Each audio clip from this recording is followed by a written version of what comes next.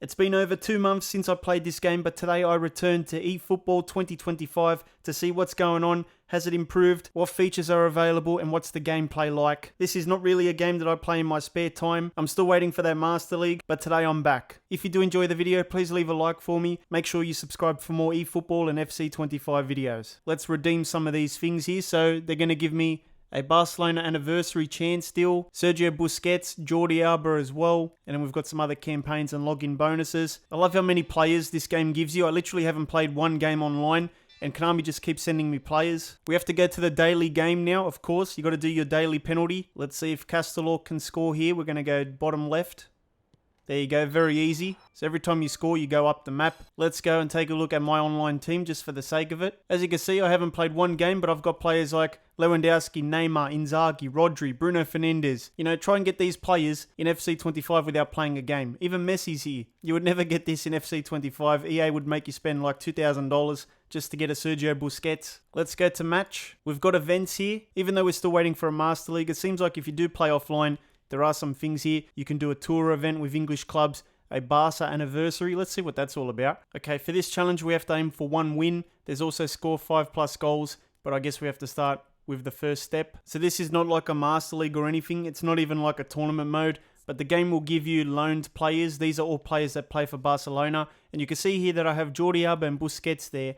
These are individual cards that I think the game sent me. The players apparently play for Barcelona, and I can use them because the requirement here is to have 23 Barca players. They're considered Barca players based on the card, but as you can see in the reserves list, I do have more Barca players I could use instead. Dream team-based events are a little bit different to authentic team-based events. We'll come back and play a game afterwards. So I guess, yeah, if you play offline, there is a few things to do. You've got your eFootball League now. There's My League as well, which is sort of like a Master League, but it's not. You can play league matches. But the thing is, you can also exchange players. The game will offer you like different players here from different clubs and all that, and you can choose basically who to sign. You can sign obviously just Man United only players to keep it more realistic, but you can also sign legends and different players using those points there. So it's not really like a Master League, but it is some sort of offline league mode. If you take a look at my team here, we don't have any Manchester United players. Besides Bruno, I guess, we've got Messi, Neymar, Roberto Carlos and all that. So it's not really like a proper Master League where you have your actual squad. It's not really for me, this feature. I saw it last year, I checked it out, but I just couldn't get into it properly. There's also the quick match, but the most authentic mode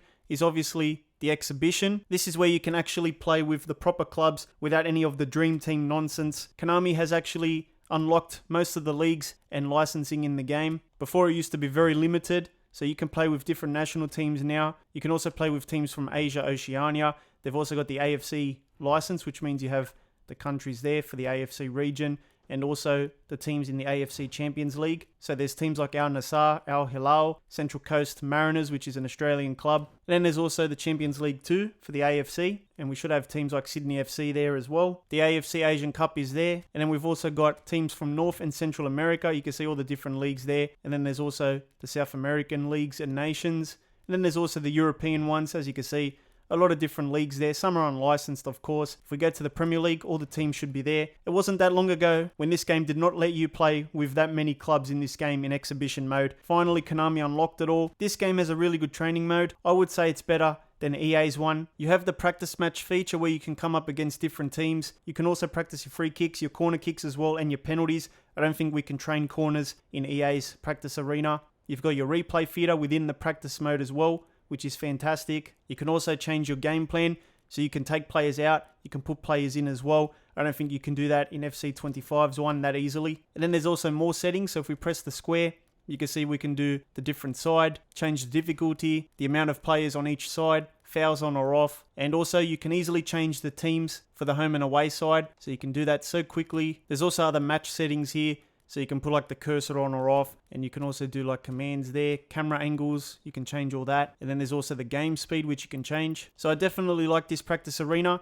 probably one of the best I've seen in any football game. Let's take a look at some of the exhibition mode settings. Last time there was so many locked ones, and Konami finally unlocked all the difficulties very recently. So as you can see, you can play from beginner all the way up to legend mode, and then there's also the different game speeds. You can change the conditions of the home and away team, and also injuries on or off. I can't believe it took them like 4 years to just unlock unlock all the difficulties. We've also got the match screen where you can do all the different settings here for the match. Then you've also got regulation. So now we can play 5 minutes all the way up to 30 minutes. Good luck to you if you can make it through a 30-minute match time. Konami recently unlocked all this because I still remember when there was only like 5-minute matches. By the time you kicked off, the match was over. And then there's also extra time, penalties as well, number of subs. In terms of the balls, there's a few extra balls now. Some licensed ones as well. I remember when there was just that ugly ball here. So they've made some progress at least. Thank you, Konami. In terms of stadiums, there are a few legit stadiums here. Of course, you have the Camp Nou, which is exclusive. The Allianz Arena, which is also exclusive as well. Then there's Old Trafford, Emirates, Wembley, and the San Siro, which is also exclusive now. And the Stadio Olimpico, which is also exclusive. So as you can see, they've got a few licenses here. You can do day and night time. You can also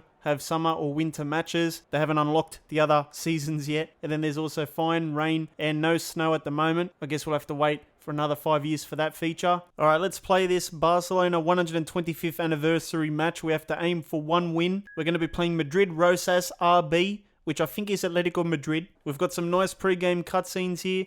Players walking in with their little bag there. Remember when this was completely broken? Oh, it brings back all the memories, man. When the game first came out, how broken it was. Everything was literally broken from the gameplay to the cutscenes. We might have some kit clash here, so I might have to do the third kit. For some reason, we have Corinthians, Inter Milan kits, and also generic eFootball kits. Why would I want to use an Inter Milan kit for a team that's supposed to be Barcelona? We've got our game plan here, and we've got Busquets and Jordi Alba joining the new boys. Some more cutscenes here. And I haven't seen this one before because I haven't played the game in a long time, but they might have added in some new cutscenes or refreshed old ones. So we've got the locker room there. Couple handshakes. They've got jackets on. Let's see how we go. Immediately I notice the graphical downgrade, especially in the crowd there. It's obviously not as pretty as FC25. Even the grass looks pretty basic. This game looks more like a mobile game than an actual console game. They really haven't updated the graphics that much. It's a little bit of a shame, to be honest. This could have been like PES 2025, and imagine how good that game would have looked. But of course, they're probably making more money now through this business model. Free to play, people spending money on microtransactions. Don't even have to worry too much about offline modes. Even though they've promised a Master League, who knows when that is actually going to come out. That's the only thing I'm literally waiting for now. I don't know if it's going to come out next year or maybe 2026. Obviously, they'd probably charge people. But apparently there was a Master League that was completed, but Konami weren't really happy with the final product, so they delayed it. I guess they're working on one, but who knows when it's going to come out. And I think that's a penalty. We really didn't even touch him, but the ref's called for a penalty there. Ter Stegen, where's he going to dive? We're going to go left. And Griezmann goes down the middle, and it's 1-0 after 10 minutes. I mean, some of the player faces look alright. This game actually has more player faces for some younger guys than FC25. Gameplay feels alright. It's definitely improved since the first time it came out. It's pretty responsive, I guess. Let's cross it in. Lewandowski's there. Got to win the header. How did he not win the header there? That was a big chance. Yeah, I feel like, with this gameplay, obviously, it's not as good as maybe PES 21 or anything like that. But it's playable. And you could do a Master League with this kind of gameplay. It's definitely slower than FC25's classic gameplay. Probably even slower than the sim gameplay as well. But Konami's games have always been a little bit more slower, a little bit more realistic on the field. Riquelme beats 2, very nice. Koke, Julian Alvarez, and it's 2-0. I'll tell you what, I don't know who's playing on these harder difficulties. I try my best to play on like top player, and even that seems pretty hard already. And that's not even the hardest one. So who's playing on these hard difficulties, man? Because it seems like, even in career mode, legendary or higher is impossible to beat most of the time. Maybe I should just stick to professional difficulty and call it a day. So it's half time and I think I'll just end the video here. Gameplay seems to be alright. There's a few extra things to do now for offline people, but still I'm waiting for that Master League. And until then, I'm not really going to play this game because I don't really like the online side of the game. But let me know if you play eFootball and what do you think of the game. Thank you to my channel members Chris, Callum and Wing who recently signed up. If you want your name featured here, just sign up using the link in the description. If you did enjoy, make sure you leave a like for me, make sure you subscribe for more episodes and hit the thumbnail in the middle to watch another FC25 video.